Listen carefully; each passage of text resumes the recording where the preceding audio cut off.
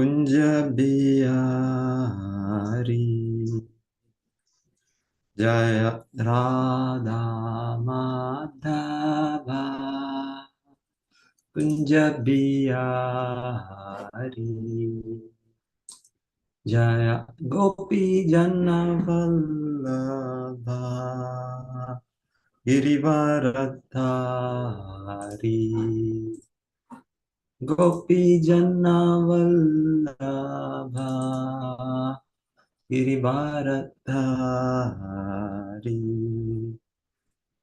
यशोदा नंदन व्रजजना रंजना यशोदा नंदन व्रजजना रंजना यमुना तीरावनचारी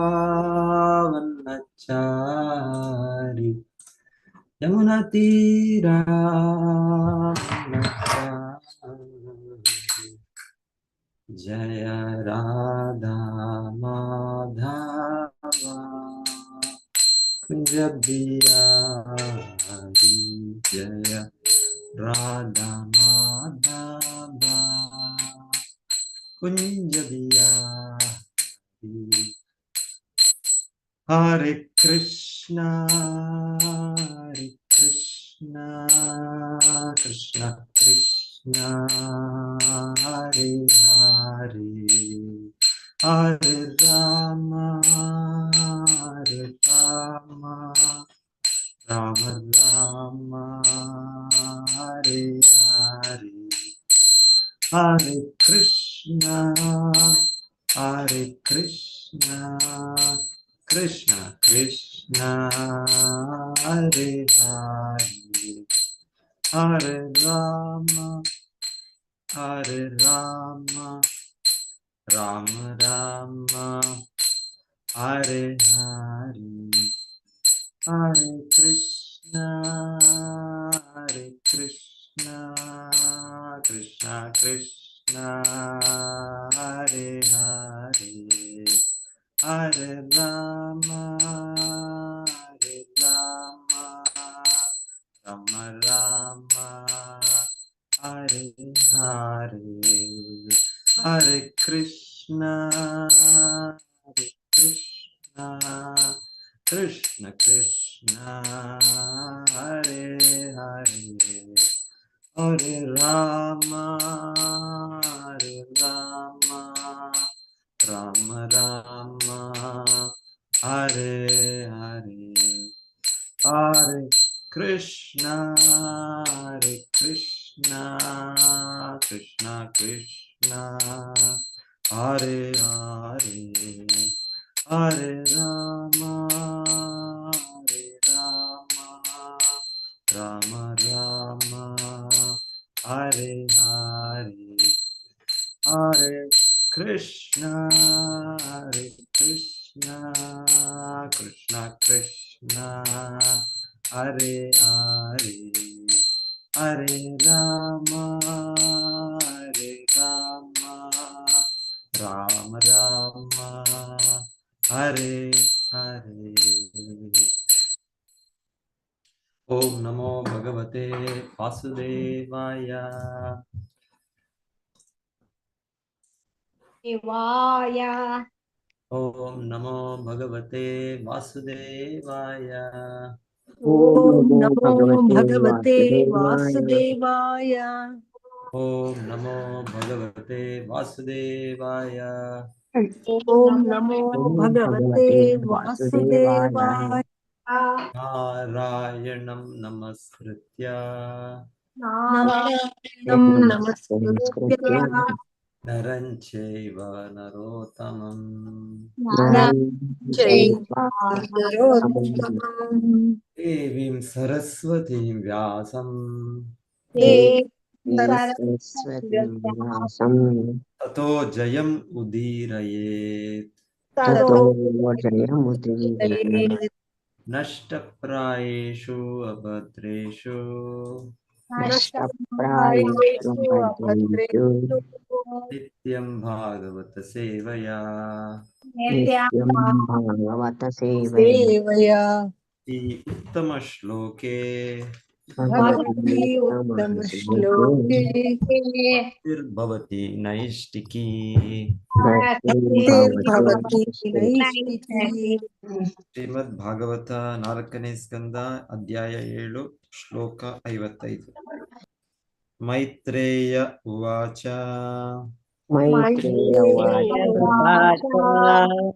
ಏವಂ ಭಗವತಾದಿಷ್ಟಃ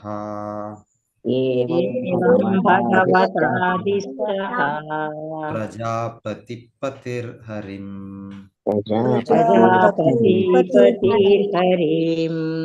ಅರ್ಚಿತ್ವಾ ಕರ್ತುನಾ ಸ್ವೇನ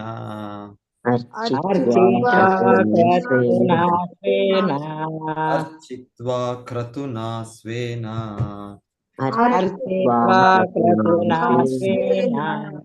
ದೇವಾನ್ ಉಭಯತೋ ಅಯಜತ್.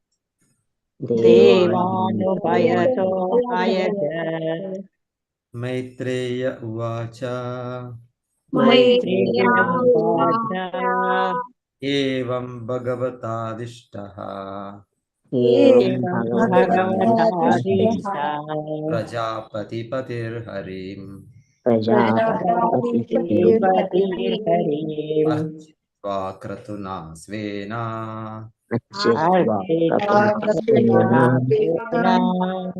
ದೇವಾನ್ ಉಭಯತೋ ಅಯಜತ್.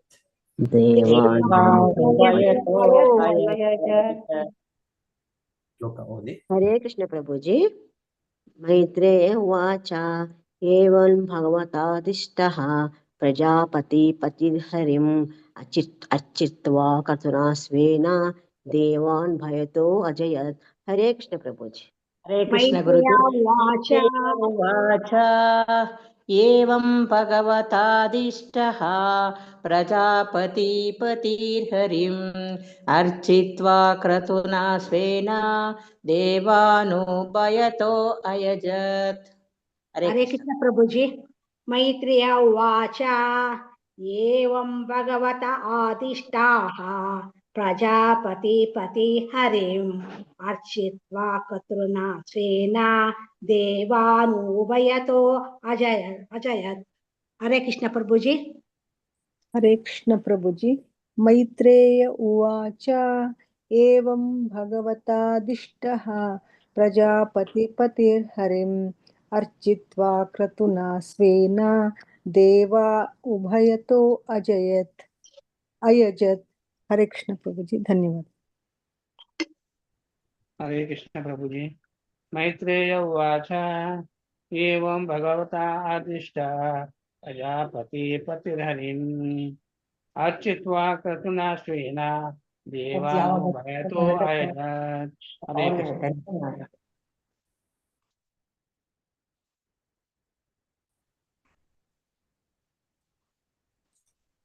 ಮೈತ್ರೇಯರು ಉವಾಚ ಹೇಳಿದರು ಏವಂ ಹೀಗೆ ಭಗವತ ದೇವೋತ್ತಮ ಪರಮಪುರುಷನಿಂದ ಆದಿಷ್ಟಃ ಉಪದೇಶಿತನಾಗಿ ಪ್ರಜಾಪತಿಪತಿ ಪ್ರಜಾಪತಿಗಳ ಪ್ರಮುಖನು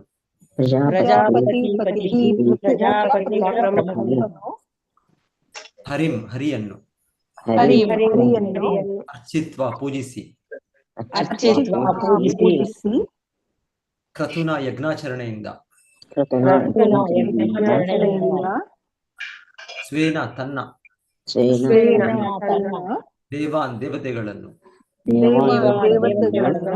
ಉಭಯತಃ ಪ್ರತ್ಯೇಕವಾಗಿ ಅಯಜತ್ ಪೂಜಿಸಿದನು. ಅನುವಾದ ಮತ್ತು ಭಾವಾರ್ಥ ಶ್ರೀಲ ಪ್ರಭುಪಾದರಿಂದ. ಮೈತ್ರೇಯ ಮಹರ್ಷಿಗಳು ಹೇಳಿದರು, ಹೀಗೆ ಪ್ರಜಾಪತಿಗಳ ಮುಖ್ಯಸ್ಥನಾದ ದಕ್ಷನು ದೇವೋತ್ತಮ ಪರಮಪುರುಷನಿಂದ ಉಪದೇಶವನ್ನು ಪಡೆದು ಭಗವಂತನನ್ನು ಪೂಜಿಸಿದನು. ನಿರ್ದಿಷ್ಟ ಯಜ್ಞ ಕಾರ್ಯಗಳನ್ನು ನಿರ್ವಹಿಸುವುದರ ಮೂಲಕ ಅವನನ್ನು ಪೂಜಿಸಿದ ಮೇಲೆ ದಕ್ಷನು ಬ್ರಹ್ಮನನ್ನೂ ಶಿವನನ್ನೂ ಪ್ರತ್ಯೇಕವಾಗಿ ಪೂಜಿಸಿದನು. ಮೈತ್ರೇಯ ಮಹರ್ಷಿಗಳು ಹೇಳಿದರು, ಹೀಗೆ ಪ್ರಜಾಪತಿಗಳ ಮುಖ್ಯಸ್ಥನಾದ ದಕ್ಷನು ದಕ್ಷನು ದೇವೋತ್ತಮ ಪರಮಪುರುಷನಿಂದ ದೇವೋತ್ತಮ ಪರಮಪುರುಷನಿಂದ ಉಪದೇಶವನ್ನು ಪಡೆದು ಉಪದೇಶವನ್ನು ಪಡೆದು ಭಗವಂತನನ್ನು ಪೂಜಿಸಿದನು. ಭಗವಂತನನ್ನು ಪೂಜಿಸಿದನು. ನಿರ್ದಿಷ್ಟ ಯಜ್ಞ ಕಾರ್ಯಗಳನ್ನು ನಿರ್ವಹಿಸುವುದರ ಮೂಲಕ ನಿರ್ದಿಷ್ಟ ಯಜ್ಞ ಕಾರ್ಯಗಳನ್ನು ನಿರ್ವಹಿಸುವುದರ ಮೂಲಕ ಅವನನ್ನು ಪೂಜಿಸಿದ ಮೇಲೆ ಅವನನ್ನು ಪೂಜಿಸಿದ ಮೇಲೆ ದಕ್ಷನು ಬ್ರಹ್ಮನನ್ನೂ ಶಿವನನ್ನು ಪ್ರತ್ಯೇಕವಾಗಿ ಪೂಜಿಸಿದನು. ಪ್ರತ್ಯೇಕವಾಗಿ ಪೂಜಿಸಿದನು. ಆ ಭಾವಾರ್ಥ ಓದಿ ಯಾರು ಓದ್ತೀರಾ? ನಾನು ಓದ್ತೇನೆ ಗುರುಗಳೇ. ಪ್ರತಿಯೊಂದನ್ನು ಭಗವಾನ್ ವಿಷ್ಣುವಿಗೆ ಸಮರ್ಪಿಸಬೇಕು. ಅವನ ಪ್ರಸಾದವನ್ನು ಎಲ್ಲಾ ದೇವತೆಗಳಿಗೂ ಹಂಚಬೇಕು. ಈ ಪದ್ಧತಿಯನ್ನು ಇಂದಿಗೂ ಪುರಿಯ ಜಗನ್ನಾಥ ದೇವಾಲಯದಲ್ಲಿ ಅನುಸರಿಸಲಾಗುತ್ತಿದೆ. ಜಗನ್ನಾಥನ ಮುಖ್ಯ ದೇವಾಲಯದ ಸುತ್ತಲೂ ಅನೇಕ ದೇವ ದೇವಿಯರ ಆಲಯಗಳಿವೆ. ಮೊದಲು ಪ್ರಸಾದವನ್ನು ಜಗನ್ನಾಥನಿಗೆ ಅರ್ಪಿಸಿ ಅನಂತರ ಅದನ್ನು ಎಲ್ಲಾ ದೇವರುಗಳಿಗೂ ಅರ್ಪಿಸಲಾಗುತ್ತದೆ. ಭಗಾಲಿನ್ ಎಂಬ ದೇವಿಯ ವಿಗ್ರಹಕ್ಕೆ ವಿಷ್ಣು ಪ್ರಸಾದದಿಂದ ಪೂಜೆ ಮಾಡಲಾಗುತ್ತದೆ. ಹಾಗೆಯೇ ಭುವನೇಶ್ವರದ ಸುಪ್ರಸಿದ್ಧ ಶಿವ ದೇವಾಲಯದಲ್ಲಿಯೂ ಕೂಡ ಭಗವಾನ್ ವಿಷ್ಣು ಅಥವಾ ಜಗನ್ನಾಥನ ಪ್ರಸಾದವನ್ನು ಶಿವನ ಮೂರ್ತಿಗೆ ಅರ್ಪಿಸಿ ಪೂಜಿಸಲಾಗುತ್ತದೆ. ಇದು ವೈಷ್ಣವ ತತ್ವ. ಒಂದು ಸಣ್ಣ ಇರುವೆ ಮೊದಲಾಗಿ ಯಾವ ಜೀವಿಯನ್ನು ವೈಷ್ಣವನು ತಿರಸ್ಕರಿಸುವುದಿಲ್ಲ. ಪ್ರತಿಯೊಬ್ಬರಿಗೂ ಅವರವರ ಸ್ಥಾನಮಾನಕ್ಕೆ ತಕ್ಕ ಹಾಗೆ ಗೌರವ ನೀಡುತ್ತಾನೆ. ಅರ್ಪಣೆ ಏನಿದ್ದರೂ ಕೇಂದ್ರವಾದ ದೇವೋತ್ತಮ ಪರಮ ಪುರುಷ ಕೃಷ್ಣ ಅಥವಾ ವಿಷ್ಣುವಿನೊಡನಿರುವ ಸಂಬಂಧದ ಪ್ರಕಾರವಾಗಿರುತ್ತದೆ. ಸಾಧನೆಯಲ್ಲಿ ಮೇಲೇರಿರುವ ಭಕ್ತನು ಪ್ರತಿಯೊಂದರಲ್ಲೂ ಕೃಷ್ಣನೊಂದಿಗೆ ಸಂಬಂಧವನ್ನು ಮನಗಾಣುತ್ತಾನೆ. ಯಾವುದು ಕೃಷ್ಣನಿಂದ ಬೇರೆಯಾಗಿ ಸ್ವತಂತ್ರವಾದದ್ದು ಎಂದೂ ಅವನು ನೋಡುವುದಿಲ್ಲ. ಅದು ಅವನ ಸಮತೆಯ ದರ್ಶನ. ಹರೇ ಕೃಷ್ಣ ಪ್ರಭುಜಿ, ಧನ್ಯವಾದಗಳು. ಹರೇ ಕೃಷ್ಣ. ರುದ್ರಂ ಚ ಸ್ವೇನ ಭಾಗೇನ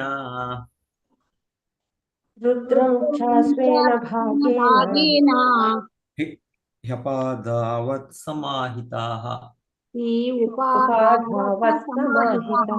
ಉಪಾಧಾವತ್ ಸಮಾಹಿತಃ ಕರ್ಮಣೋದವಸಾನೇನ ಸೋಮಪಾನ್ ಇತರಾನ್ ಅಪಿ ಉದವಸ್ಯ ಸಹರ್ತ್ವಿಗ್ಭಿಃ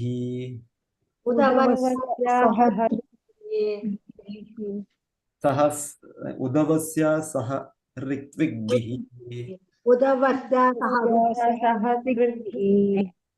ಸಸ್ನಾವ್ ಅವಭೃತಂ ತತಃ.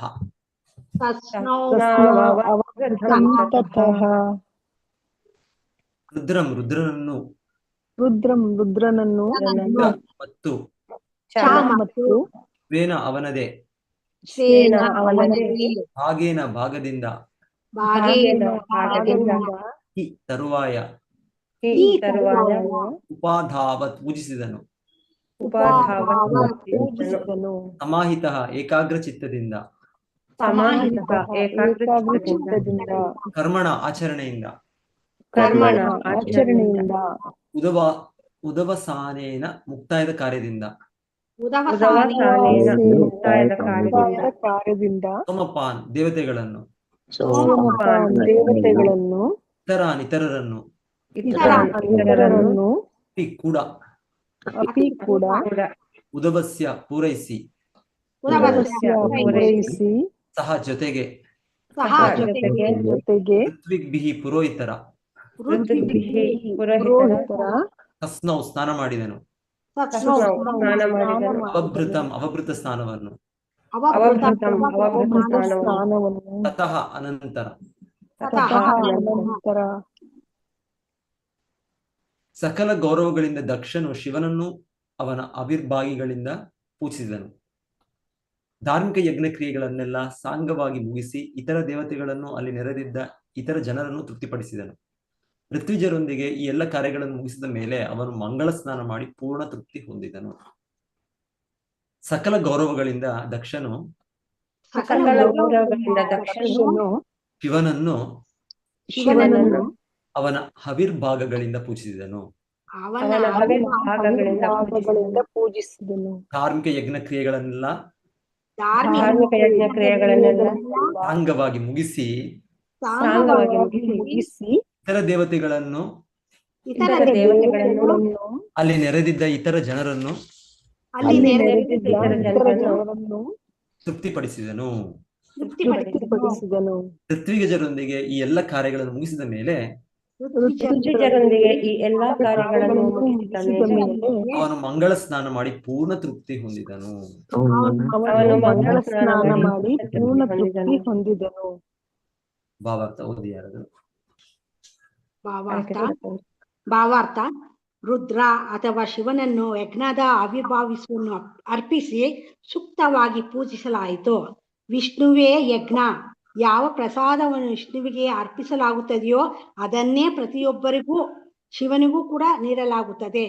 ಈ ಸಂಬಂಧವಾಗಿ ಶ್ರೀಧರ ಸ್ವಾಮಿಯವರು ಹೀಗೆ ವ್ಯಾಖ್ಯಾನ ಮಾಡಿದ್ದಾರೆ.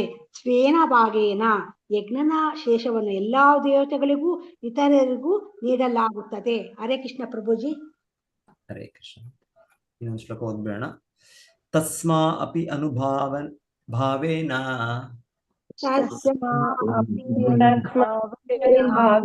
ತಸ್ಮಾ ಅಪ್ಯನುಭಾವೇನ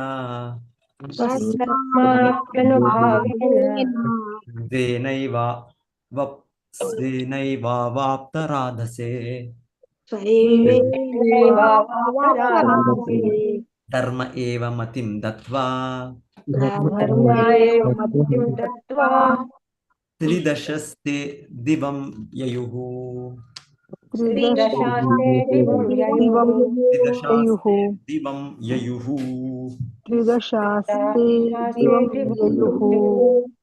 ತಸ್ಮೈ ಅವನಿಗೆ ದಕ್ಷ ಅಪಿ ಕೂಡ ಅನುಭಾವೇನ ಪರಮಪ್ರಭುವಿನ ಆರಾಧನೆಯಿಂದ ತನ್ನದೇ ಏವ ನಿಶ್ಚಿತವಾಗಿಯೂ ಅವಾಪ್ತರಾಧಸೆ ಪರಿಪೂರ್ಣತೆಯನ್ನು ಗಳಿಸಿದ ಧರ್ಮೇ ಧರ್ಮದಲ್ಲಿ ಏವ ಖಂಡಿತವಾಗಿಯೂ ಮತಿಂ ಬುದ್ಧಿಯನ್ನು ತತ್ವ ಕೊಟ್ಟು ತ್ರಿದಶಾಹ ದೇವತೆಗಳು ತೇ ಆ ದಿವಂ ಸ್ವರ್ಗಲೋಕಗಳಿಗೆ ಯಹುಹು ಹೋದರು. ಹೀಗೆ ಯಜ್ಞ ವಿಧಿಗಳನ್ನು ನೆರವೇರಿಸಿ ಪರಮಪ್ರಭುವಾದ ವಿಷ್ಣುವನ್ನು ಪೂಜಿಸಿದ್ದಾದ ಮೇಲೆ ದಕ್ಷನು ಸಂಪೂರ್ಣವಾಗಿ ಧರ್ಮದ ಪಥದಲ್ಲಿ ನಿಂತನು. ಅಲ್ಲದೆ ಯಜ್ಞಕ್ಕೆಂದು ಬಂದು ಅಲ್ಲಿ ಸೇರಿದ ಎಲ್ಲ ದೇವತೆಗಳು ದಕ್ಷನನ್ನು ಅವನ ಧಾರ್ಮಿಕತೆಯ ಹೆಚ್ಚಾಗುವಂತೆ ಹರಸಿದರು. ಆಮೇಲೆ ಅವರೆಲ್ಲರೂ ಅಲ್ಲಿಂದ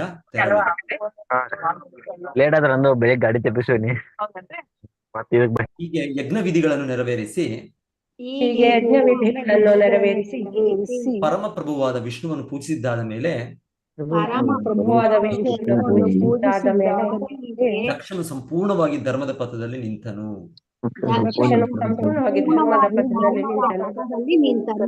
ಅಲ್ಲದೆ ಯಜ್ಞಕ್ಕೆಂದು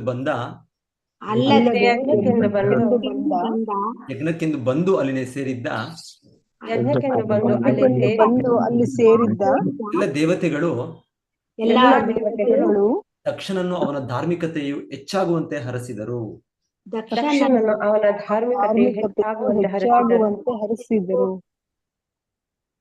ಆಮೇಲೆ ಅವರೆಲ್ಲರೂ ಅಲ್ಲಿಂದ ತೆರಳಿದರು.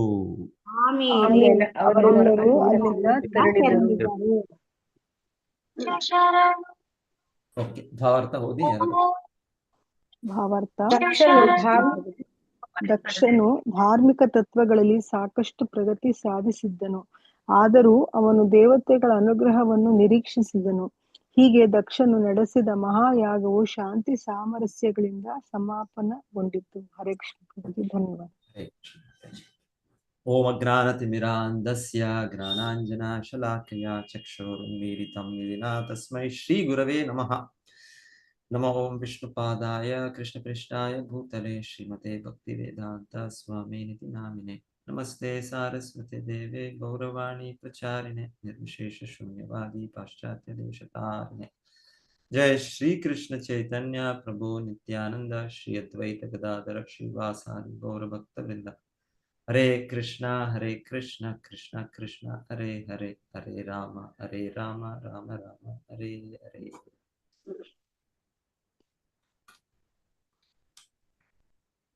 ಮೈತ್ರೇಯ ಮಹರ್ಷಿಗಳು ಹೇಳಿದರು, ಹೀಗೆ ಪ್ರಜಾಪತಿಗಳ ಮುಖ್ಯಸ್ಥನಾದ ದಕ್ಷನು ದೇವೋತ್ತಮ ಪರಮಪುರುಷನಿಂದ ಉಪದೇಶವನ್ನು ಪಡೆದು ಭಗವಂತನನ್ನು ಪೂಜಿಸಿದನು. ನಿರ್ದಿಷ್ಟ ಯಜ್ಞ ಕಾರ್ಯಗಳು ನಿರ್ವಹಿಸುವುದರ ಮೂಲಕ ಅವನನ್ನು ಪೂಜಿಸಿದ ಮೇಲೆ ದಕ್ಷನು ಬ್ರಹ್ಮನನ್ನೂ ಶಿವನನ್ನು ಪ್ರತ್ಯೇಕವಾಗಿ ಪೂಜಿಸಿದನು. ಸಕಲ ಗೌರವಗಳಿಂದ ದಕ್ಷನು ಶಿವನನ್ನು ಅವನ ಆವಿರ್ಭಾಗಗಳಿಂದ ಪೂಜಿಸಿದನು. ಧಾರ್ಮಿಕ ಯಜ್ಞ ಕ್ರಿಯೆಗಳನ್ನೆಲ್ಲ ಸಾಂಗವಾಗಿ ಮುಗಿಸಿ ಇತರ ದೇವತೆಗಳನ್ನು ಅಲ್ಲಿ ನೆರೆದಿದ್ದ ಇತರ ಜನರನ್ನು ತೃಪ್ತಿಪಡಿಸಿದನು. ಋತ್ವಿಜರೊಂದಿಗೆ ಎಲ್ಲ ಕಾರ್ಯಗಳನ್ನು ಮುಗಿಸಿದ ಮೇಲೆ ಅವನು ಮಂಗಳ ಸ್ನಾನ ಮಾಡಿ ಪೂರ್ಣ ತೃಪ್ತಿ ಹೊಂದಿದನು. ಹೀಗೆ ಯಜ್ಞ ವಿಧಿಗಳನ್ನು ನೆರವೇರಿಸಿ ಪರಮಪ್ರಭುವಾದ ವಿಷ್ಣುವನ್ನು ಪೂಜಿಸಿದ್ದಾದ ಮೇಲೆ ದಕ್ಷನು ಸಂಪೂರ್ಣವಾಗಿ ಧರ್ಮದ ಪಥದಲ್ಲಿ ನಿಂತನು. ಅಲ್ಲದೆ ಯಜ್ಞಕ್ಕೆಂದು ಬಂದು ಅಲ್ಲಿ ಸೇರಿದ್ದ ಎಲ್ಲ ದೇವತೆಗಳು ದಕ್ಷನನ್ನು ಅವನ ಧಾರ್ಮಿಕತೆಯು ಹೆಚ್ಚಾಗುವಂತೆ ಹರಸಿದರು. ಆಮೇಲೆ ಅವರೆಲ್ಲರೂ ಅಲ್ಲಿಂದ ತೆರಳಿದರು. ಸೊ ದಕ್ಷಯಜ್ಞ ಈಗ ಮುಗೀತು. ಈಗ ಸೊ ಇಲ್ಲಿ ಹೇಳ್ತಾ ಇದ್ದಾರೆ, ಇಲ್ಲಿ ಅದು ಮುಗಿಯೋ ಸಮಯದಲ್ಲಿ ವಿಷ್ಣು ಅಲ್ಲಿ ಬಂದಿದ್ದಾರೆ. ವಿಷ್ಣುವನ್ನ ಎಲ್ಲರೂ ಪ್ರಾರ್ಥನೆಯಲ್ಲಿ ತೃಪ್ತಿಪಡಿಸಿದ್ರು. ಮತ್ತೆ ಕೊನೆಗೆ ಮತ್ತೆ ಭಗವಂತನ ಆದೇಶದ ಮೇಲೆ ಅವರನ್ನು ಮತ್ತೆ ಅವರಿಗೆ ಗೌರವಿಸಿ ಹೇಳ್ತಾರೆ. ನಂತರ ಬ್ರಹ್ಮ ಮತ್ತೆ ಶಿವ. ಸೊ ವಿಷ್ಣು ಮೊದಲು ಯಜ್ಞದಲ್ಲಿ ವಿಷ್ಣು ಯಜ್ಞ ಪುರುಷ, ಪ್ರಧಾನ ವ್ಯಕ್ತಿ ವಿಷ್ಣು. ಭೋಕ್ತಾರಂ ಯಜ್ಞ ತಪಸಾಂ, ಕೃಷ್ಣ ಹೇಳೋದು, ನಾನು ಭೋಕ್ತನು, ಎಲ್ಲ ಯಜ್ಞ ತಪಸ್ಸುಗಳ ಭೋಕ್ತನು ನಾನು. ಎಲ್ಲವೂ ನನಗೋಸ್ಕರ, ನನ್ನನ್ನು ತೃಪ್ತಿಪಡಿಸ್ಲಿಕ್ಕೋಸ್ಕರ.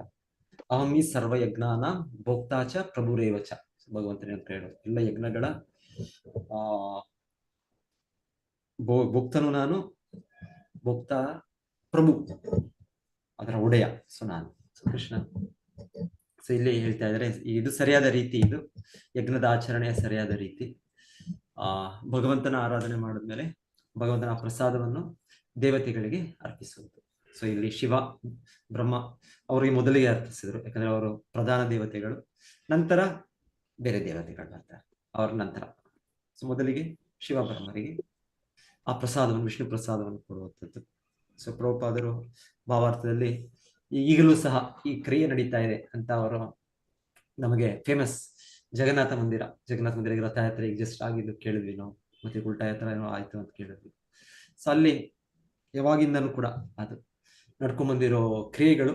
ಅಲ್ಲೂ ನೀವು ಜಗನ್ನಾಥ ಮಂದಿರ ನೋಡಿದ್ರೆ ಸುತ್ತು ಅದೇ ಒಳಾಂಗಣದಲ್ಲಿ, ಅದೇ ಒಂದು ಇದರಲ್ಲಿ ಪ್ರೆಮಿಸಸ್ ಅಲ್ಲಿ ಹೊರಗೆ ಬೇರೆ ಬೇರೆ ದೇವತೆಗಳ ಮಂದಿರ ಕೂಡ ಇದೆ ಅಲ್ಲಿ. ಸೊ ಒಂದು ಇಲ್ಲಿ ಹೇಳ್ತಾ ಇರೋದು ಬಗಾಲಿನ್, ಒಂದು ದೇವಿಯ ವಿಗ್ರಹ ಅಲ್ಲಿ ಅಂತ ಹೇಳ್ತಾ ಇದ್ದಾರೆ ಇಲ್ಲಿ. ಸೊ ಅವ್ರಿಗೂ ಕೂಡ ಏನು ಕ್ರಮ ಅಂದ್ರೆ, ಜಗನ್ನಾಥನಿಗೆ ಅರ್ಪಿಸಿದ ಪ್ರಸಾದವನ್ನು ಅವರಿಗೆ ಅರ್ಪಿಸ್ತಾರೆ. ಸೊ ವಿಷ್ಣು ಪ್ರಸಾದ ದೇವತೆಗಳಿಗೆ ಅದು ಅರ್ಪಿಸ್ತಾ ಇರೋದು. ಸೊ ಅವರಿಗೆ ಅದರಿಂದ ಅವ್ರಿಗೂ ಕೂಡ ತುಂಬಾ ಸಂತೋಷ ಆಗುತ್ತೆ, ಆನಂದ ಆಗುತ್ತೆ. ಅವ್ರು ಯಾವಾಗ್ಲೂ ಅವರು ಭಗವಂತ ಪ್ರಸಾದ ಸ್ವೀಕರಿಸೋಕ್ಕೋಸ್ಕರ ಕಾತುರರಾಗಿರ್ತಾರೆ. ಅದೇ ರೀತಿಯಲ್ಲಿ ಹೇಳ್ತಾ ಇದ್ದಾರೆ ಅಲ್ಲಿ ಭುವನೇಶ್ವರದು ಶಿವನ ದೇವಸ್ಥಾನ. ಅದರಿಂದ ಆ ಊರಿನ ಹೆಸರು ಭುವನೇಶ್ವರ್ ಇವತ್ತು, ಒರಿಸ್ಸಾ ರಾಜಧಾನಿ. ಸೊ ಅಲ್ಲೂ ಕೂಡ ಅದೇ ಕ್ರಮ ನಡೆಯುತ್ತೆ. ಭಗವಂತನ ವಿಷ್ಣುವಿಗೆ ಅರ್ಪಿಸಿದ ಪ್ರಸಾದವನ್ನು ಅಲ್ಲಿ ಶಿವನಿಗೆ ಅರ್ಪಣೆ ಆಗುತ್ತೆ. ಇದು ಸೂಕ್ತ ಕ್ರಮ. ಇಲ್ಲೂ ಅಷ್ಟೇ, ನೀವಿಲ್ಲಿ ನಾನಿಲ್ಲಿ ನೋಡಿದಾಗೆ ಕೇಳಿದಾಗೆ ನಮ್ಮ ಇಲ್ಲಿ ದಕ್ಷಿಣ ಕನ್ನಡ ಈ ಭಾಗಗಳಲ್ಲಿ ಇಲ್ಲೂ ಕೂಡ ಇದರ ಎಲ್ಲ ದೇವತೆಗಳ ಆರಾಧನೆ ಕೂಡ ಬಹಳ ದೇವಿ ಶಿವನ ದೇವಾಲಯಗಳಿದೆ. ಸೊ ಅಲ್ಲೆಲ್ಲ ಪೂಜೆಯ ಕ್ರಮ ಅಂದ್ರೆ ಸಾಲಿಗ್ರಾಮ, ವಿಷ್ಣು ಸಾಲಿಗ್ರಾಮ ಇರುತ್ತೆ. ಸೊ ವಿಷ್ಣು ಸಾಲಿಗ್ರಾಮ ರೂಪದಲ್ಲಿ ಭಗವಂತನಿದ್ದಾನೆ. ಅವರು ಆ ನೈವೇದ್ಯವನ್ನು ಆ ಸಾಲಿಗ್ರಾಮನಿಗೆ ಅರ್ಪಿಸುತ್ತಾರೆ. ಅರ್ಪಿಸಿ ನಂತರ ಅದರ ಪ್ರಸಾದವನ್ನು ಈ ದೇವಿ ದೇವತೆಗಳಿಗೆ, ಈ ದೇವಿ ಆಗಿರ್ಬೋದು, ಶಿವ ಆಗಿರ್ಬೋದು, ಗಣೇಶ ಆಗಿರ್ಬೋದು. ಸೊ ಎಷ್ಟು ದೇವಸ್ಥಾನಗಳಿದೆ ಇಲ್ಲಿ. ಸೊ ಇದು ಕ್ರಮ ಅವ್ರು ಪಾಲನೆ ಮಾಡ್ತಾರೆ. ಅಂದ್ರೆ ಫಸ್ಟ್ ವಿಷ್ಣು, ಕೃಷ್ಣನಿಗೆ ಸಾಲಿಗ್ರಾಮ ವಿಷ್ಣುವಿನ ಅದು ರೂಪ, ಅವರನ್ನು ಪೂಜಿಸಿ ಅವರಿಗೆ ನೈವೇದ್ಯವನ್ನು ಅರ್ಪಿಸಿ ಮತ್ತೆ ಆ ಪ್ರಸಾದವನ್ನು ಎಲ್ಲ ದೇವತೆಗಳಿಗೆ ಅರ್ಪಿಸುವ ಪದ್ಧತಿ ಇದೆ. ಈಗಲೂ ಕೂಡ ಇಲ್ಲಿ ನಡೆಯುತ್ತೆ.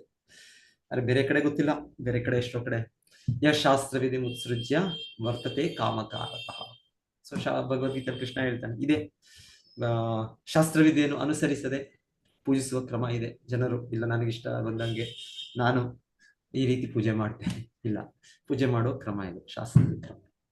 ಸೊ ನಿಜವಾದ ಸರಿಯಾದ ಕ್ರಮ ಅಂದ್ರೆ ಇಲ್ಲಿ ಹೇಳ್ತಾ ಇರೋದು, ಹೇಗೆ ಯಜ್ಞ ವಿಧಾನದಲ್ಲಿ ಯಜ್ಞದ ಪ್ರಸಾದವನ್ನು ಶಿವನಿಗೆ ಅರ್ಪಿಸಿದ್ರು, ಬ್ರಹ್ಮ ಮತ್ತೆ ದೇವತೆಗಳಿಗೆ ಮತ್ತೆ ಅವರು ಕೂಡ ಎಲ್ಲ ತೃಪ್ತಿಪಡಿಸಿದ್ರು. ಸೊ ಅದು ನಿಜವಾದ. ಅದೇ ರೀತಿ ಆರಾಧನೆ, ವಿಗ್ರಹ ಆರಾಧನೆ, ಪೂಜೆ ಇದನ್ನು ಕೂಡ ವಿಷ್ಣುಗೆ ಅರ್ಪಣೆ ಮಾಡಿ ನಂತರ ಅದನ್ನು ಆ ದೇವತೆಗಳಿಗೆ ಅರ್ಪಿಸೋದು ಅದು ಸೂಕ್ತ ಮಾರ್ಗ.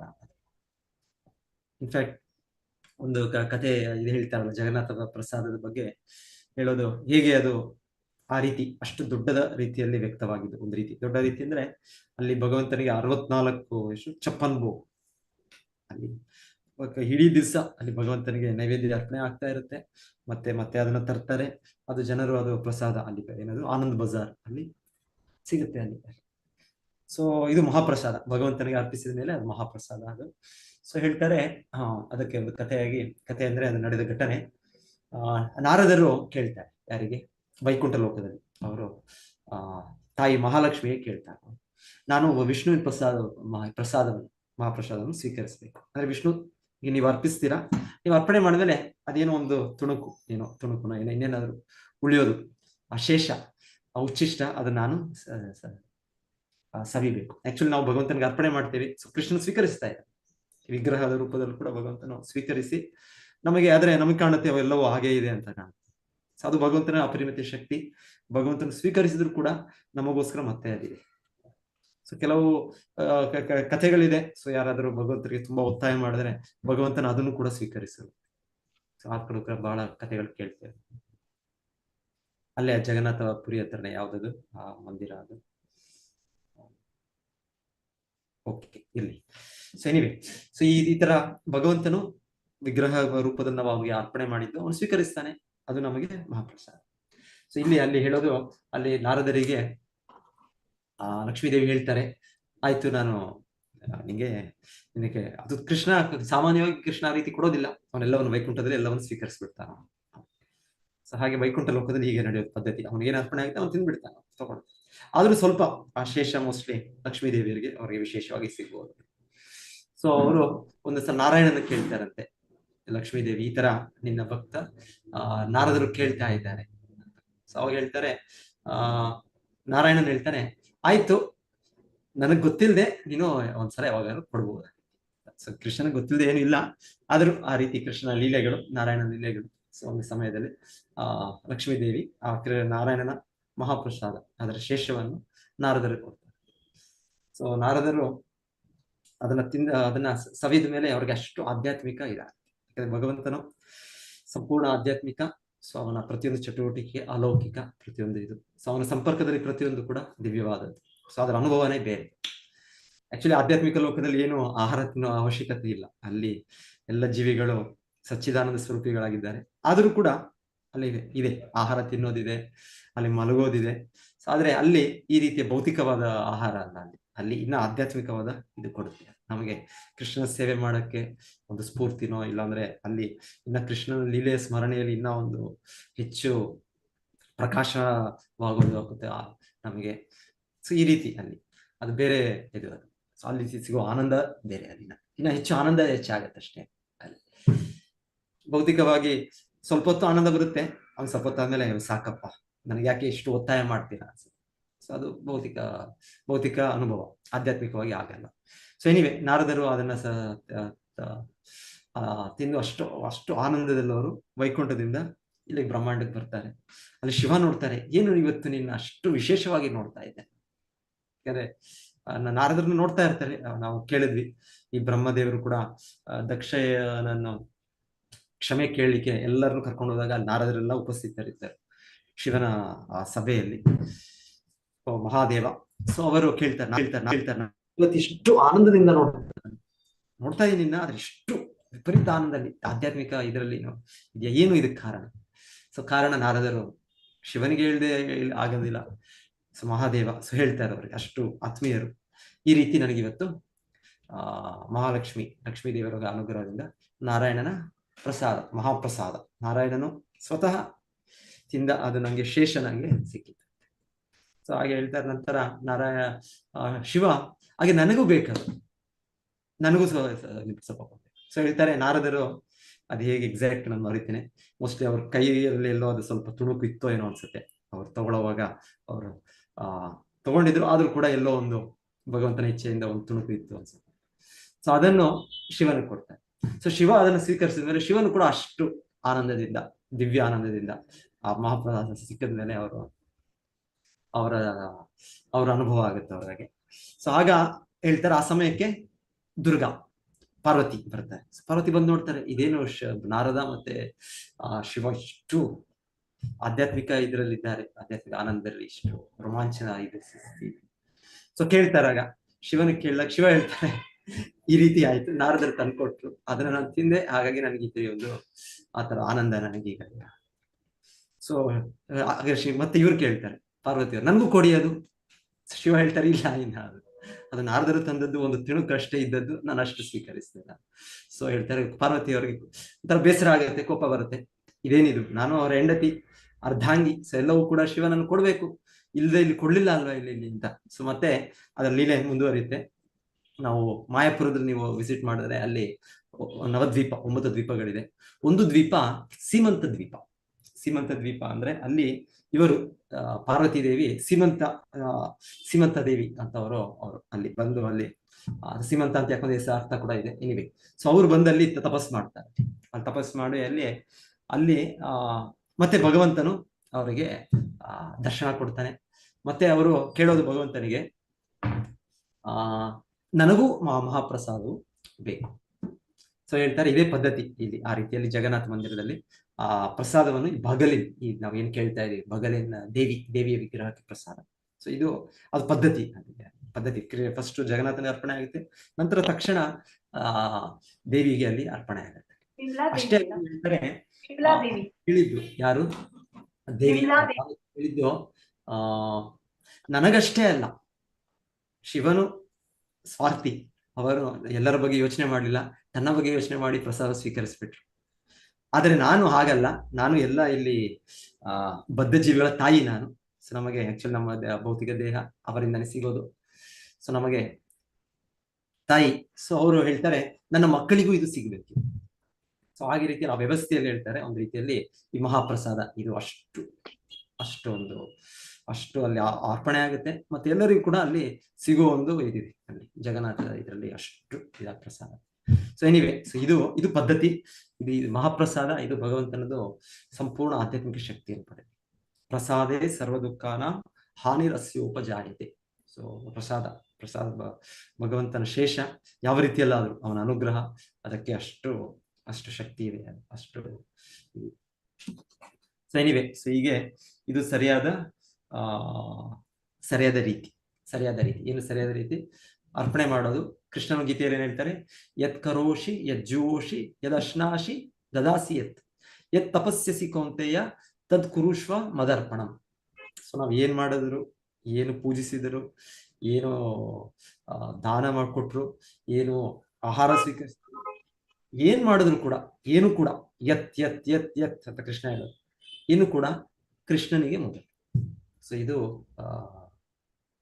ಸರಿಯಾದ ವಿಧಾನ. ಫಸ್ಟ್ ಮರದ ಬುಡಕ್ಕೆ, ಬೇರುಗಳಿಗೆ, ಮತ್ತೆ ಆಟೋಮ್ಯಾಟಿಕ್ ಆಗಿ ಎಲ್ಲ ಭಾಗಗಳಿಗೆ, ರೆಂಬೆ ಕೊಂಬೆಗಳಿಗೆ ಅದು. ಸೊ ದೇವತೆಗಳ ಆರಾಧನೆ ಇದೆ. ಅದಕ್ಕೆ ಸರಿಯಾದ ಮಾರ್ಗ ಅಂದ್ರೆ ಕೃಷ್ಣನಿಗೆ ಅರ್ಪಿಸಿ ಆ ಪ್ರಸಾದವನ್ನು ಅವರಿಗೆ ಅರ್ಪಿಸೋದು. ಇದು ಮಾರ್ಗ, ಇದು ಸರಿಯಾದ ಮಾರ್ಗ. ಅವರ ಸರಿಯಾದ ಆರಾಧನೆ, ಅವರು ಕೂಡ ಅದರಿಂದ ತುಂಬಾ ಸಂತೃಪ್ತರಾಗ್ತಾರೆ. ಹಾಗೆ ಅವರು ಭಗವಂತನ ಪ್ರಸಾದವನ್ನು ಅವರು ಸ್ವೀಕರಿಸ್ತಾರೆ. ಅವರು ಕಾತುರರಾಗಿರ್ತಾರೆ ಪ್ರಸಾದವನ್ನು ಸ್ವೀಕರಿಸಬೇಕು ಅವರು ದೇವತೆಗಳು. ಸೊ ಇಲ್ಲಿ ಹೇಳ್ತಾ ಇದ್ದಾರೆ. ಸೊ ಇದು ವೈಷ್ಣವ ಪ್ರಿನ್ಸಿಪಲ್, ವೈಷ್ಣವ ತತ್ವ. ಇದು ಹೀಗೆ ಭಗವಂತನಿಗೆ ಅರ್ಪಣೆ ಮಾಡಿದ್ದು ನಾವು ದೇವತೆಗಳಿಗೆ ಮತ್ತೆ ಅರ್ಪಿಸ್ತೇವೆ. ಪೂಜೆ ಇದರಲ್ಲೂ ಕೂಡ ಆಕ್ಚುಲಿ ಅವರೆಲ್ಲರೂ ಕೂಡ ಇರ್ತಾರೆ. ಸೊ ಹಾಗೆ ಮೊದಲು ಎಲ್ಲ ಭಗವಂತನಿಗೆ ಆರಾಧನೆ ಕೊಟ್ಮೇಲೆ ಇದು ಮಾಡಿದ್ಮೇಲೆ ಆ ಒಂದು ವಸ್ತುಗಳನ್ನು ದೇವತೆಗಳಿಗೆ ನಾವು ಅರ್ಪಿಸ್ತೇವೆ. ಅದು ಕ್ರಿಯೆ, ಅದು ಕ್ರಮ. ಸೊ ದೇವತೆಗಳಿಗೆ ಭಗವಂತನ ತುಂಬಾ ಉನ್ನತ ಭಕ್ತರು. ಸೊ ಅವರು ಕೂಡ ನಾವು ಅದರಿಂದ ಅವರಿಗೆ ಅರ್ಪಿಸಿ ಆ ಶೇಷವನ್ನು, ಪ್ರಸಾದವನ್ನು ಮತ್ತೆ ನಾವು ಅದು ಕ್ರಿಯೆಯನ್ನು ಮುಕ್ತಾಯ ಮಾಡೋದು. ಅದು ವಿಧಾನ, ಸರಿಯಾದ ವಿಧಾನ. ಮತ್ತೆ ಏನಿತ್ತಿಲ್ಲಿ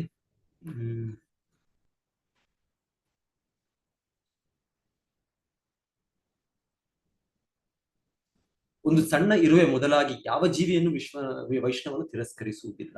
ಪ್ರತಿಯೊಬ್ಬರಿಗೂ ಅವರವರ ಸ್ಥಾನಮಾನಕ್ಕೆ ತಕ್ಕ ಹಾಗೆ ಗೌರವ ನೀಡುತ್ತಾನೆ.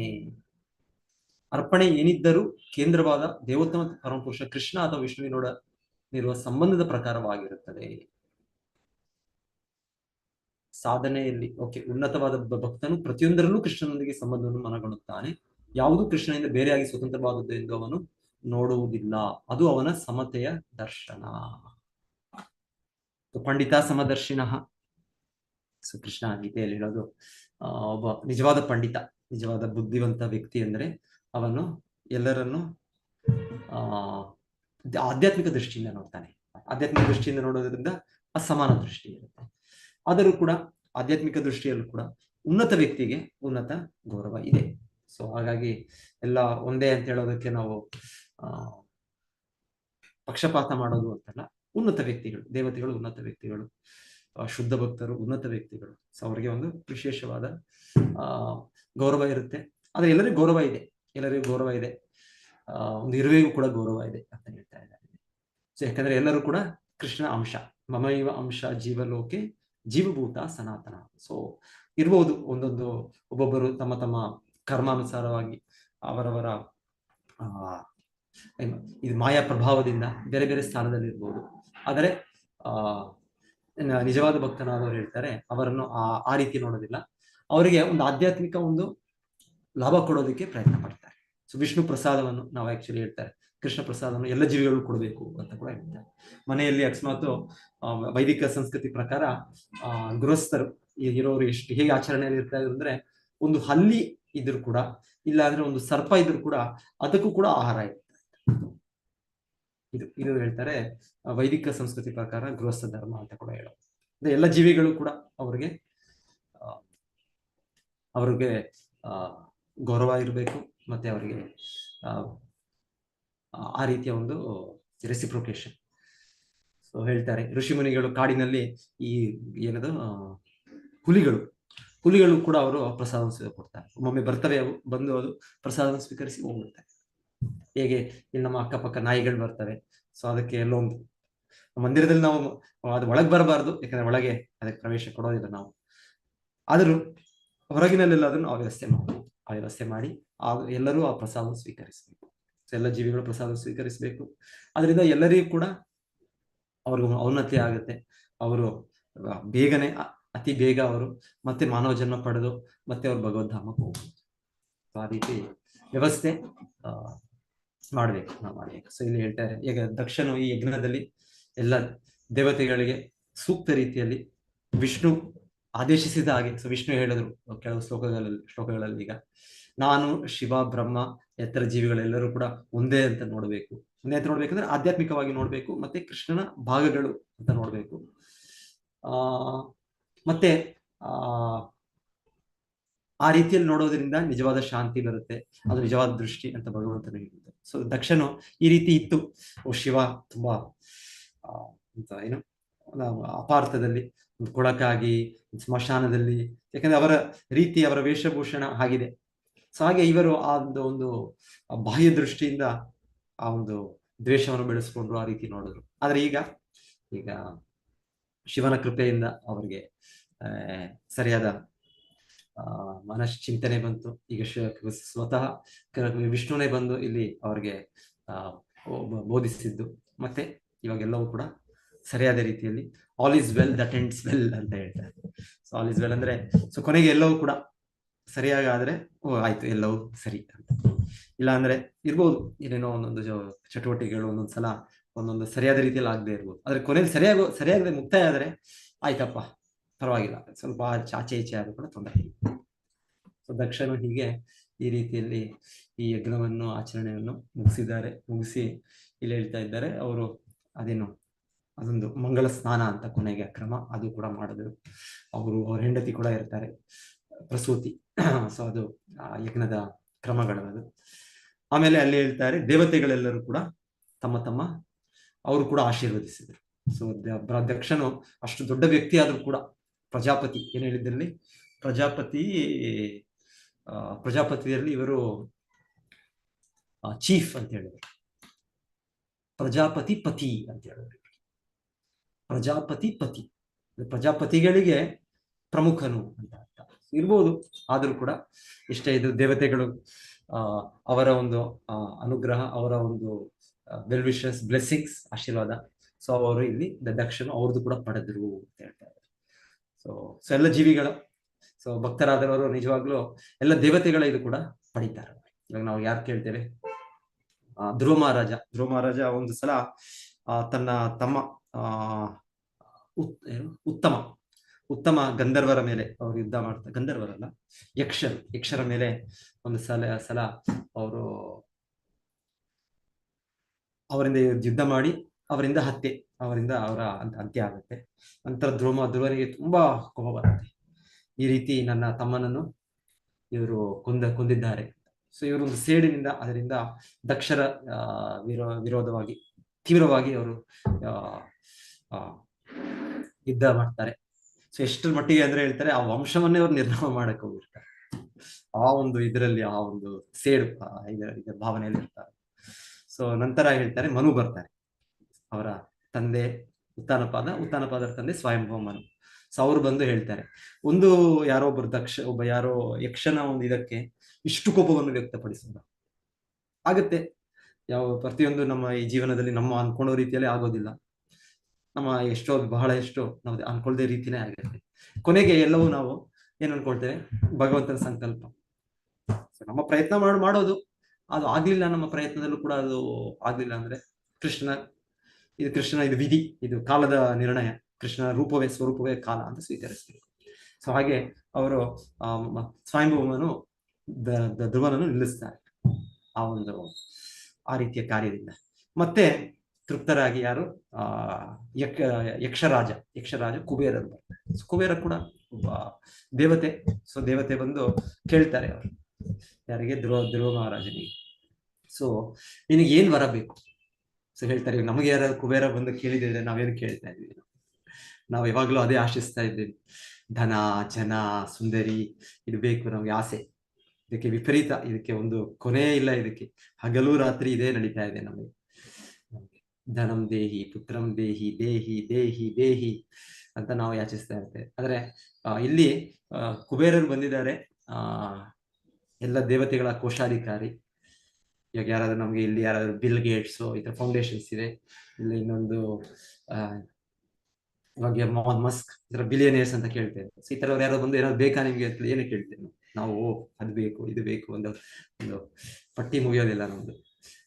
ಸೊ ಇದು ಈಗ ಕೇಳಿಲ್ಲ ಯಾರು, ಧ್ರುವ ಮಹಾರಾಜರು ಅವರು ಕೇಳಿದ್ದು, ನನಗೆ ಭಕ್ತಿಯಲ್ಲಿ ನಾನು ಸ್ಥಿತನಾಗ್ಬೇಕು, ನನಗೆ ಆ ಭಕ್ತಿಯನ್ನು, ಕೃಷ್ಣನ ಭಕ್ತಿಯಲ್ಲಿ ಸ್ಥಿತನಾಗೋದಕ್ಕೆ ಒಂದು ಆಶೀರ್ವಾದ. ಸೊ ಇದು ಆತ ಶುದ್ಧ ವೈಷ್ಣವ ಧ್ರುವರ ಕೋರಿಕೆ. ಧ್ರುವ ಮಹಾರಾಜನಿಗೆ ಆಗ್ಲೇ ಕೃಷ್ಣನಿಂದ ಆಶೀರ್ವಾದ ಸಿಕ್ಕಿದೆ. ನೀನು 36,000 ವರ್ಷ ಇಲ್ಲಿ, ಈಗ ಮುಂದೆ ಕೇಳ್ತೇವೆ ಧ್ರುವ ಮಹಾರಾಜರ ವೃತ್ತಾಂತ ಬರುತ್ತೆ. ಇದಾಯ್ತು ಆಗ್ಲೇ 36,000 ವರ್ಷಗಳು ನೀನು ಆಳ್ವಿಕೆ ಮಾಡ್ತೀಯ. ನಂತರ ನಿನಗೆ ವೈಕುಂಠ ಲೋಕವಾದ ನನ್ನ ಧ್ರುವಲೋಕ ಅದೇ ನಿನಗೆ ಕೊಡ್ತೇನೆ. ಮತ್ತೆ ಅದು ವೈಕುಂಠವೇ, ಅದು ವೈಕುಂಠ ಅಲ್ಲಿಂದ ಮತ್ತೆ ಅಲ್ಲಿಂದ ಅದು ವೈಕುಂಠವೇ, ಅದೇನು ಇನ್ನೇನು ವ್ಯತ್ಯಾಸ ಇಲ್ಲ. ಸೊ ನೀವು ಆ ರೀತಿಯ ಒಂದು ಆಶೀರ್ವಾದ ಪಡೆದಿದ್ದಾರೆ. ಆದ್ರೂ ಕೂಡ ಧ್ರುವ ಮಹಾರಾಜ ಕುಬೇರರು ಕೇಳಿದಾಗ ಹಿರಿಯ ವ್ಯಕ್ತಿ ಕೇಳ್ತಾ ಇದ್ದಾರೆ, ಸೊ ಆಶೀರ್ವಾದವನ್ನು ಸ್ವೀಕರಿಸಬೇಕು. ಅವರ ಆಶೀರ್ವಾದವನ್ನು, ಏನು ಆಶೀರ್ವಾದ ಬೇಕು ನನಗೆ? ಕೃಷ್ಣ ಭಕ್ತಿ ಕೊಡಿ ನನಗೆ ಭಕ್ತರ ಒಂದು, ಇನ್ನ ಬಹಳ ಕಡೆ ಬರುತ್ತೆ ಈ ತರ, ಎಲ್ಲೆಲ್ಲಿ ಯಾರಾದ್ರೂ ಉನ್ನತ ವ್ಯಕ್ತಿ ಒಬ್ಬರಿಗೆ ಆಶೀರ್ವಾದ ಕೇಳಿದಾಗ ಭಕ್ತರು ಕೇಳೋದು, ನಿನ್ನ ಭಕ್ತರ ಸೇವೆಯನ್ನು ಕೊಡಿ. ಹೇಳ್ತಾರೆ ಕೃಷ್ಣ ಭಕ್ತಿ ಯಲ್ಲಿ ನಮ್ಗೆ ಕೃಷ್ಣ ಭಕ್ತರ ಒಂದು ಶುದ್ಧ ಭಕ್ತರ ಸೇವೆ ಸಿಕ್ಕಿದ್ರೆ ಅದು ಇನ್ನೂ ದೊಡ್ಡ ಭಾಗ್ಯ. ಸೊ ಈ ರೀತಿಯಲ್ಲಿ ಅವರ ಇದು ನಾವು ಕೂಡ ಇದನ್ನು ಯಾಚಿಸಬೇಕು, ಈ ಒಂದು ಹಂತಕ್ಕೆ ಬರಕ್ಕೆ ಪ್ರಯತ್ನ ಪಡಬೇಕು. ನ ಧನಂ ನ ಜನಂ ನ ಸುಂದರೀಂ ಕವಿತಾಂಬ ಜಗದೀಶ ಕಾಮಯೇ ಮಮ ಜನ್ಮನಿ ಜನ್ಮನೀಶ್ವರೇ ಭವತಾತ್ ಭಕ್ತಿ ರಹಿತಕಿ. ಶ್ರೀ ಚೈತನ್ಯ ಮಹಾಪ್ರಭು ಹೇಳೋದು ನಮಗೆ ಈ ಭಕ್ತಿ ಜನ್ಮ ಜನ್ಮದಕ್ಕೂ ಕೂಡ ಇದು ಕೃಷ್ಣನ ಸ್ಮರಣೆ, ಕೃಷ್ಣ ಸೇವೆ ಮಾಡೋ ಒಂದು ಅವಕಾಶ, ಒಂದು ಭಾಗ್ಯ ನಮ್ಗೆ. ಅದು ಕೇಳ್ಕೊಳ್ಬೇಕು, ಏನಕ್ಕೆ ನಾವು ಕೇಳೋ ಅವಶ್ಯಕತೆ ಇಲ್ಲ. ಸೊ ದೇವತೆಗಳಲ್ಲಿ ಅದೃಶ್ಯರಾದ್ರು ಅಂತ ಕೂಡ ಹೇಳ್ತಾರೆ. ಮತ್ತೆ ಸೊ ದೇವಶ್ರತೆಗಳು ಇದೆಲ್ಲ ಆದ್ಮೇಲೆ ಅವರು ತಮ್ಮ ಲೋಕಕ್ಕೆ ಹೋಗ್ಬಿಟ್ರು. ಸೊ ಈಗಲೂ ಕೂಡ ಕಲಿಯುಗದಲ್ಲಿ ನಾವು ದೇವತೆಗಳನ್ನ ನೋಡಕ್ಕಾಗಲ್ಲ. ಅದಕ್ಕೆ ನಮ್ಗೆ ದೇವತೆಗಳಿದ್ದಾರಾ, ಕೃಷ್ಣ ಇದ್ದಾರಾ? ಸೊ ಇಲ್ಲ, ಎಲ್ಲರೂ ಕೂಡ ಒಂದೇ. ಬೇರೆ ಬೇರೆ ರೀತಿಯಲ್ಲಿ ನಮ್ಮ ಪರಿಕಲ್ಪನೆಗಳಿದೆ. ಯಾಕಂದ್ರೆ ಯಾರನ್ನು ಕೂಡ ನೋಡ್ತಾ ಇಲ್ಲ ನಾವು, ಕೃಷ್ಣನೂ ನೋಡ್ತಾ ಇಲ್ಲ ನಾವು, ಈ ದೇವತೆಗಳನ್ನು ನೋಡಕ್ಕಾಗ್ತಾ ಇಲ್ಲ ನಾವು. ಹಿಂದೆ ಯುಗದಲ್ಲಿ ಅವ್ರಿಗೆಲ್ಲರೂ ಕಾಣಿಸ್ತಾರೆ. ಇದು ನೋಡಿ, ದಕ್ಷ ಯಜ್ಞದಲ್ಲಿ ವಿಷ್ಣು ಬಂದಿದ್ದಾರೆ, ಶಿವ ಬಂದಿದ್ದಾರೆ, ಬ್ರಹ್ಮ ಬಂದಿದ್ದಾರೆ, ಇಂದ್ರ ಬಂದಿದ್ದಾರೆ, ಅಗ್ನಿ ಬಂದಿದ್ದಾರೆ, ಎಷ್ಟು ದೇವತೆಗಳಿದ್ದಾರೆ, ಅವರೆಲ್ಲರೂ ಕೂಡ ಬಂದಿದ್ದಾರೆ. ಸೊ ಇದು ಅರ್ಹತೆ ಬೇಕು ಅದಕ್ಕೆ ನೋಡ್ಲಿಕ್ಕೆ. ನಮ್ಗೆ ಅರ್ಹತೆ ಇಲ್ಲ.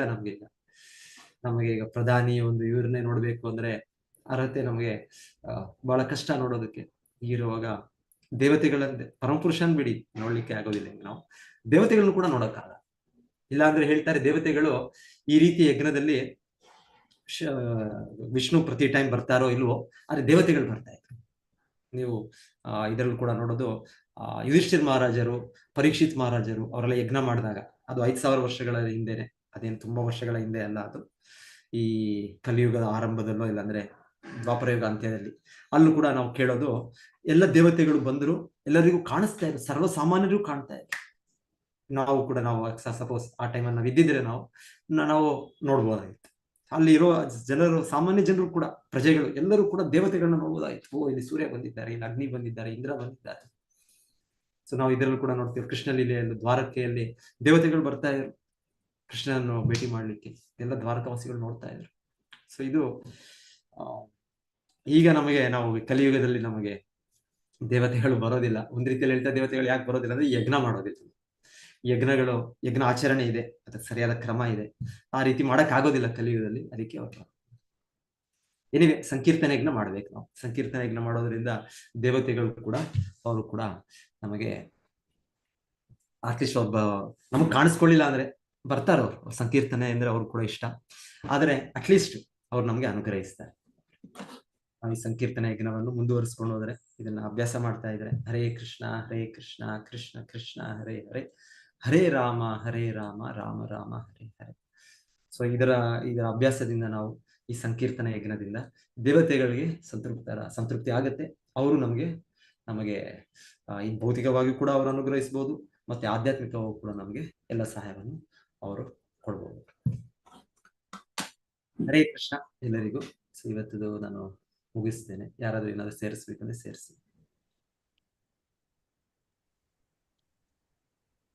ಹರೇ ಕೃಷ್ಣ ಪ್ರಭುಜಿ. ಹರೇ ಕೃಷ್ಣ ಮಾತಾಜಿ.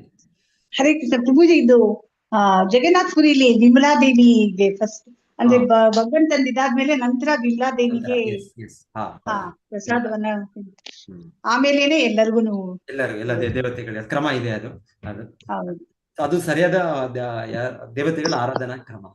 ಸೊ ಅಲ್ಲಿ ವಿಷ್ಣು ಪ್ರತಿಷ್ಠಿತರಾಗಿ, ಹೇಗೆ ಯಜ್ಞ ವಿಧಾನದಲ್ಲಿ ವಿಷ್ಣುವಿಗೆ ಎಲ್ಲ ಅರ್ಪಣೆ ಆಗಿ ಎಲ್ಲರೂ ಆಗ್ತಾ ಇದೆ, ಅದೇ ರೀತಿಯಲ್ಲಿ ವಿಗ್ರಹ ಆರಾಧನೆ ಪೂಜೆಗಳಲ್ಲೂ ಕೂಡ ಫಸ್ಟ್ ಕೃಷ್ಣನಿಗೆ ವಿಷ್ಣು ಅವ್ರ ಸಾಲಿಗ್ರಾಮ ರೂಪದಲ್ಲೋ ಇನ್ನೇನು ರೂಪದಲ್ಲೋ ಅವ್ರಿಗೆ ಅರ್ಪಣೆ ಆಗಿ ಅದಾಗ್ಬೇಕು. ಪ್ರಭುಜಿ, ಪುರಿನಲ್ಲಿ ಬಗಾಲಿನ್ ದೇವಿದು ದೇವಸ್ಥಾನ ಪ್ರಾಕಾರದಲ್ಲೇ ಇದೆಯಾ ಪ್ರಭುಜಿ? ನೋಡಿ ಜ್ಞಾಪಕ. ನನಗೂ ಅದೇ ನೆನಪಾಗ್ತಾ ಇಲ್ಲ, ಆದ್ರೆ ಇಲ್ಲಿ ಭಾವಾರ್ಥದಲ್ಲಿ ಕೇಳಿದೆ ನಾನು, ಬಗಾಲಿನ್ ವಿಗ್ರಹ ಅಂತ. ಇದು ನಾನು ಅಷ್ಟು ಡಿಟೇಲ್ ಆಗಿ ನೋಡಿಲ್ಲ ಬಿಡಿ, ನಾನು ಅಲ್ಲೆಲ್ಲವೂ ನೋಡಿಲ್ಲ. ಅಲ್ಲಿ ಗಣೇಶ ಕೂಡ ಇದ್ದಾರೆ. ಅಲ್ಲಿ ಅದು ಕೇಳಿರ್ಬೋದೇನೋ ಅದರ ಚರಿತ್ರೆ. ಅದೆಲ್ಲ ನೋಡಿದ್ವಿ ಪ್ರಭುಜಿ. ಕಾಂಚಿ ಗಣೇಶ, ಕಾಂಚಿಯಲ್ಲಿ ಇದ್ದಾರೆ ಗಣೇಶ. ನಂತರ ಯಾರವರು ಮಹಾರಾಜ್ ಪ್ರತಾಪರುದ್ರ ತಂದೆ. ಹರೇ ಕೃಷ್ಣ ಪ್ರಭುಜಿ, ಏನೋ ಹೇಳಲಿಕ್ಕೆ ಪ್ರಯತ್ನ ಪಡ್ತಾ ಇದ್ದಾರೆ. ಸೊ ಅವರ ಮೇಲೆ ಯುದ್ಧ ಮಾಡಿದ, ಕಾಂಚಿ ರಾಜನ ಮೇಲೆ ಯುದ್ಧ ಮಾಡಿದ್ಮೇಲೆ, ಅದು ಬೆಟ್ ಅಂದ್ರೆ ಆ ರೀತಿ ಜಗನ್ನಾಥನು ನೀವೇನಾದ್ರೂ ಗೆದ್ರೆ ನೀವು ಜಗನ್ನಾಥನ ತೆಗೆದುಕೊಂಡು ಹೋಗ್ಬೋದು, ಇಲ್ಲ ನಾವು ಗೆದ್ರೆ ನಾವು ನಿಮ್ಮ ಕಾಂಚಿ ಮುಖ್ಯ ವಿಗ್ರಹವಾದ ಗಣೇಶನ ತಗೊಂಡು ಬಂದು ಇಲ್ಲಿ ಜಗನ್ನಾಥನ ಸೇವಕನಾಗಿ ನಾವು ಆರಾಧನೆ ಮಾಡ್ತೇವೆ. ಸೊ ಕೊನೆಗೆ ಅವರು ಸೋಲಿಸ್ತಾರೆ, ಜಗನ್ನಾಥ ಗಜಪತಿ ರಾಜರು ಆ ಕಂಚಿ ಇವರು ಸೋಲಿಸಿ ಆ ಗಣೇಶ ಗಣಪತಿ ಏನ್ ಮೂರ್ತಿ ಇರ್ತಾರೆ ಅಲ್ಲಿ ಕಂಚಿಯಲ್ಲಿ ಅವರನ್ನು ತಂದು ಜಗನ್ನಾಥ ಮಂದಿರದಲ್ಲಿ ಪ್ರತಿಷ್ಠೆ ಮಾಡಿ ಇದೇ ರೀತಿ ಏನ್ ಕ್ರಮ ಇರುತ್ತೆ, ಮೊದಲಿಗೆ ಜಗನ್ನಾಥನಿಗೆ ಅರ್ಪಣೆ ಮಾಡ್ಬೇಕು, ನಂತರ ಅವರಿಗೆ ಪ್ರಸಾದವನ್ನು ನೈವೇದ್ಯ ಮಾಡ್ತಾರೆ. ಇನ್ನೊಂದ್ಸಲ ಹೋದ್ರೆ ಇದೆಲ್ಲ ಓದಿರೋದ್ರಿಂದ ಸ್ವಲ್ಪ ಜ್ಞಾಪಕ ಬರುತ್ತೆ ಪ್ರಭುಜಿ, ಅಲ್ಲಿ ನೋಡಿದ್ರೆ. ಹಾ ಮಾತಾಜಿ. ಹರೇ ಕೃಷ್ಣ ಪ್ರಭುಜಿ, ಸಂಕೀರ್ತನೆ ಯಜ್ಞ ಮಾಡುವಾಗ ದೇವತೆಗಳು ಕಾಣಿಸ್ಕೊಳ್ತಾರಂತ ಒಂದ್ಸಲ ನಾನು ಎಲ್ಲ ಕೇಳಿದ್ದೆ ಪ್ರಭುಜಿ. ಶೀಲ ಪ್ರಭುಪಾದ ಅವರಿಗೆ ನಾರದ ಮುನಿ ಕಾಣಿಸ್ಕೊಂಡ್ರು ಅಂತ, ಏನು ಅಂತ ಗೊತ್ತಿಲ್ಲ. ದಿವ್ಯ ದೃಷ್ಟಿ ಇರೋರು ಕಾಣುತ್ತೆ ಅವ್ರಿಗೆ. ಹೌದು ಮಾತಾಜಿ.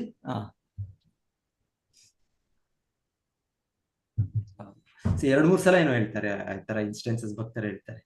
ಒಂದು ಸಲ ಏನೋ ರಥಯಾತ್ರೆಯಲ್ಲಿ ಈ ತರ ಪ್ರಭುಪಾದರ ಸಮಯದಲ್ಲಿ ಕೇಳ್ತೇವಲ್ಲ, ರಥಯಾತ್ರೆ ಅಷ್ಟು ಇದಾಗಿ ನಡೀತಾರೆ.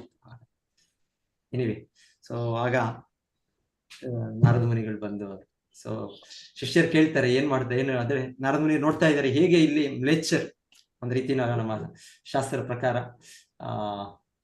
ಈಗ ಭಾರತ ಕೂಡ ಏನು ದೂರ ಅಲ್ಲ, ನಮ್ದು ಕೂಡ ಅದೇ ರೀತಿ ಸಂಸ್ಕೃತಿ ಆಗಿದೆ. ಆದ್ರೆ ಅಟ್ಲೀಸ್ಟ್ 50 ವರ್ಷದಿಂದ ಆ ರೀತಿ ನೋಡಿದ್ರೆ ಭಾರತ ಇನ್ನೂ ಸ್ವಲ್ಪ ಇದಾಗಿತ್ತು ಅಂತ ಹೇಳ್ಬೋದೇನೋ. ಆಮೇಲೆ ಆ ದೇಶದಲ್ಲಿ ಶಿಲ ಪ್ರಭುಪಾದರು ಹೋಗಿ ಅವರನ್ನು ಭಕ್ತರನ್ನು ಮಾಡಿ ಸೊ ಅವರು ಆ ರೀತಿ ಭಗವಂತನ ನಾಮ ಸಂಕೀರ್ತನೆಯಲ್ಲಿ ಆನಂದವನ್ನು ಅನುಭವಿಸುವುದು. ಸೊ ಇದು ಸಾಮಾನ್ಯ ಸಂಗತಿ ಅಲ್ಲ. ನಾರದರು ಯಾವಾಗ್ಲೂ ಕೂಡ ಅವರು ಪ್ರಚಾರ ಮಾಡ್ತಾ ಇದ್ದಾರೆ, ಅವರೆಲ್ಲ ಲೋಕಗಳನ್ನ ಪ್ರವಾಸ ಮಾಡ್ತಾ ಇದ್ದಾರೆ. ಸೊ ಅವರಿಗೆ ಅವರ ಪ್ರತಿನಿಧಿಯಾಗಿ ಶಿಲ ಪ್ರಭುಪಾದರು ಇದನ್ನು ಕಾರ್ಯಸಾಧ್ಯ ಮಾಡಬೇಕು. ಸೊ ಅವರು ಹೇಳ್ತಾರೆ, ಅವ್ರು ಬಂದಿದ್ದಾರೆ, ಅವ್ರು ಬಂದು ಅವ್ರನ್ನ ಅಲ್ಲಿ ಅವರು ಹಾಗೆ ಪ್ರಭುಪಾದರು ನೋಡಿ, ಪ್ರಭುಪಾದರು ಕೂಡ ಅವ್ರ ಜೊತೆ ಒಂದು ಹಾಸ್ಯ ಇದರಲ್ಲಿ ಒಂದು ನಗು ಇದರಲ್ಲಿ ಹೋಗ್ತಾರೆ ನೋಡಿ. ಇನ್ನೊಂದ್ಸಲ ಅನ್ಸುತ್ತೆ, ಇನ್ನೊಂದ್ಸಲ ಹೇಳೋದು, ಒಂದು ಸಲ ಏನೋ ಆರಾಧನೆ ದೇವರ ಭಗವಂತನ ಆರಾಧನೆ ನಡೆಯುವಾಗಲೇ, ಪೂಜೆ ನಡೆಯುವಾಗ ಮಂದಿರದಲ್ಲಿ ಶಿಲ ಪ್ರಭುಪಾದರು ಕಾಣುತ್ತೆ. ಅವ್ರು ಹೇಳ್ತಾರೆ, ನಾರದ ಮುನಿಗಳು ಬಂದಿದ್ದಾರೆ, ಅವ್ರಿಗೊಂದು ಆಸನವನ್ನು ಕೊಡಿ ಅಂತ ಇದರಲ್ಲೇ ಆ ಗರ್ಭಗೃಹ ಇದರಲ್ಲೇ ಆ ರೀತಿಯಲ್ಲಿ ಭಕ್ತರ ವ್ಯವಸ್ಥೆಯನ್ನು ಮಾಡಿಸ್ತಾರೆ. ನಾರದ ಮುನಿಗಳಿದ್ದಾರೆ, ಅವರಿಗೆ ಆಸನವನ್ನು ಈಗ ಒಂದೇ ತರ ಕೇಳ್ತಾರೆ. ಹರೇ ಕೃಷ್ಣ.